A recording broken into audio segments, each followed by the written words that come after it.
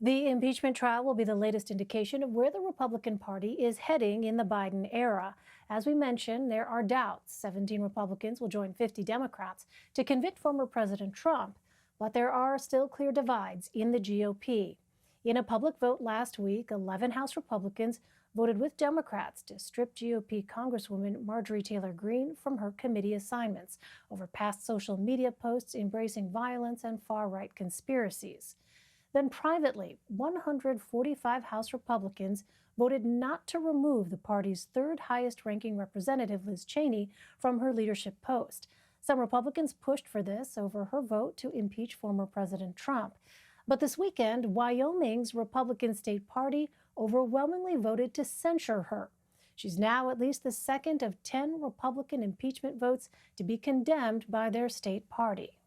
Major Garrett, Leslie Sanchez, and Susan Page join me now. Major is CBS News Chief Washington Correspondent. Leslie is a CBS News political analyst. And Susan is the Washington Bureau Chief for USA Today. So how different would that Liz Cheney leadership vote look if it was not a secret ballot?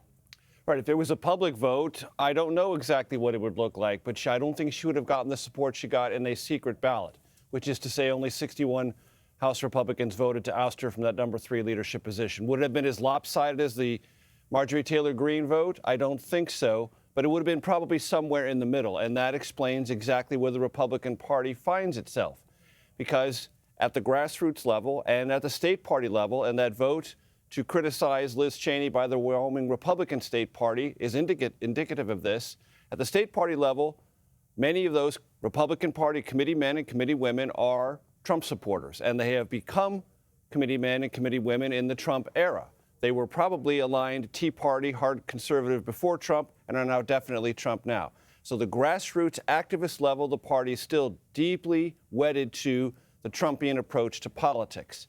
Liz Cheney and those who are trying to either recast or possibly in their mindset resurrect the pre-Trump Republican Party keep saying, wait a minute. We are the party of X, Y, and Z, and the X would be the Constitution, Y would be economic growth, low taxes, and Z would be fewer regulations, and among other things. But those are 3 basic pillars the Republican Party stands for. But leading off with that would be the Constitution, and Liz Cheney has told her Republican colleagues, I voted with my conscience in accordance with the Constitution. And if that act, a vote of conscience on behalf of the Constitution, gets me thrown out of this party, then the party's not worth being in, and it's not worth saving. And a lot of Republicans are going to have to consider in this Senate trial exactly what those words mean. Because, yes, as you indicated, the former president, is not going to be convicted. There won't be enough Republican votes in the Senate for that. But there'll be enough Republican votes to at least ponder the question of what's more important in a post-Trump era, the Constitution, the Republican Party, or fealty and allegiance to one person who temporarily led that party. Susan, this pressure is something you wrote about in your latest article. It's headlined, "On Impeachment, Stakes Are High, Not Only for Trump, but Also for Almost Everybody Else." What did you mean by that, Susan? And what has happened to the Republican politicians who have gone up against former President Trump? Well, of course, there are big consequences for President Trump for the judgment of history. But the Republican Party has now been plunged into a civil war, and the impeachment trial has become a dividing line in that civil war. And, for President Biden as well, he's trying to keep his distance from the impeachment trial. He's refusing to say if he were in the Senate, would he vote for impeachment. The White House said today, Jen Psaki, the press secretary, said today that he's just too busy doing his job to even pay attention to the proceedings this week. But it's doing 2 things, I think, for President Biden. It is sucking the oxygen out of the air, the time and attention he would like to see being spent on confirming his appointments to top jobs, considering that COVID relief bill. And the second thing it's doing is just reinforcing this partisan divide in the nation, which has been something he has talked over and over again about wanting to heal. This makes it harder. It delays that process. And when he can get back to it, it's going to make it more difficult to do. Well, Leslie, we're starting to see where officials stand at the national and state level, but where do Republican voters want the party to go? Is it clear?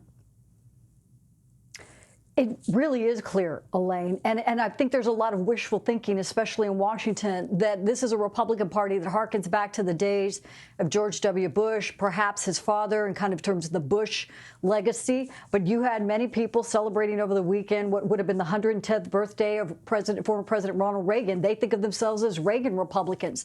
This, for many of what I would call that group as the establishment Republicans of Washington, this is a phenomenon they just never anticipated. Major Garrett, I completely agree with him that these were the Tea Party movements, the grassroots activists who moved themselves into the Republican Party at the state level. And now 50%, in some cases, over 50%, in some cases 2/3 of Republicans today call themselves Trump Republicans.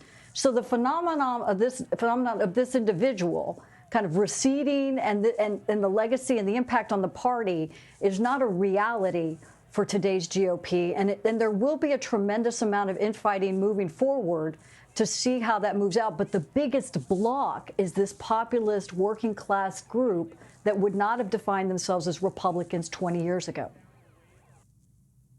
You know, Major, I wonder how much of a quote unquote a fear factor there is in the conversations that you've had maybe privately with some Republicans, given what took place on January 6th. It's one thing, Sure. you know, to have sort of political considerations in mind, but as we saw, there are some Americans who feel moved to violence in certain situations. And so has that at all entered into some of the discussions or the considerations of people that you've spoken with privately on the Republican side?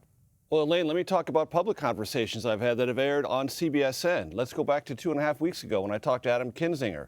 He said he believed he was one of 10 House Republicans who voted to impeach President Trump. He believes that had been a secret ballot, the numbers would have been by several orders of magnitude higher among House Republicans. But he said many House Republicans did not vote that way because they feared for their own personal safety. And Adam Kinzinger has received death threats since casting that vote. Many House Republicans and some House Democrats now are asking the Speaker for special permission to reallocate parts of their own office budget for personal security. Fear factor is a really important topic, and it's not just political fear, it's personal fear. And I talked to Adam Schiff, the chairman of the House Intelligence Committee, also just last week for the takeout. He was on CBSN. I said, is this now a reality, an accepted reality of public service, that you have to think about your own personal safety as you give speeches, as you go back to your district, and as you cast votes on public policy? He said, it's a given now. He said, I've lived with it for 4 years, being a target of President Trump's tweets and rhetoric. But now lots of members of Congress, many members of Congress at the rank and file level who don't get headlines like Adam Schiff did during the Mueller investigation are now having to worry about their own personal safety and their own fear factor. It used to just be political. Do I cast this vote or do I not? Do I make my constituents mad? Do I make leadership mad? That's all basic garden variety political anxiety. We're not there now. We're in an atmosphere of genuine fear that transcends politics, that goes to your own livelihood, your own ability to move around your district, to move safely in Washington, D.C. And as those fences stay up around the Capitol with razor wire atop them, they're going to be here, Elaine, for weeks and weeks. And this is one of the reasons why. This atmosphere of fear, driven in part by conspiracy theories, driven in part by disinformation, driven in part by the monstrous lie that President Trump told for 2 months that the election had been stolen, and that many Republicans, House and Senate, didn't confront as aggressively as they now wish they would have. And having committed that sin of omission, that sin of silence, they're living in an atmosphere now that is toxic with not only anxiety, but a certain amount of personal fear. In our final minutes, I want to quickly ask each of you, starting with you, Susan, what is the direction you think the Republican Party heads next, based on what we've seen so far? Well, I'm telling you, Donald Trump is now the face of the Republican Party. He is the most powerful figure in the Republican Party. I think that is the direction the party's going in now, although with some resistance. I think one question is, will the more establishment, the more centrist and moderate Republicans actually split away? I hear more talk now about a potential third-party movement than I've ever heard in all the decades that I have spent covering national politics. I think that is a difficult thing to do. I don't think it's impossible at this point, given Donald Trump's continued sway over the GOP. Leslie, what about you? What's the direction you think the Republican Party heads next? Sure. Many of those establishment Republicans cannot reconcile what the party is today. But many who are what they would say in the movement, these Tea Party folks who feel that they have a foothold now in elections, have learned how to win the White House, are gearing up for 2022. So they're going to be looking not necessarily at Donald Trump, but kind of the next iteration that does not brandish that same type of sword, but can move through political circles and fundamentally get themselves elected.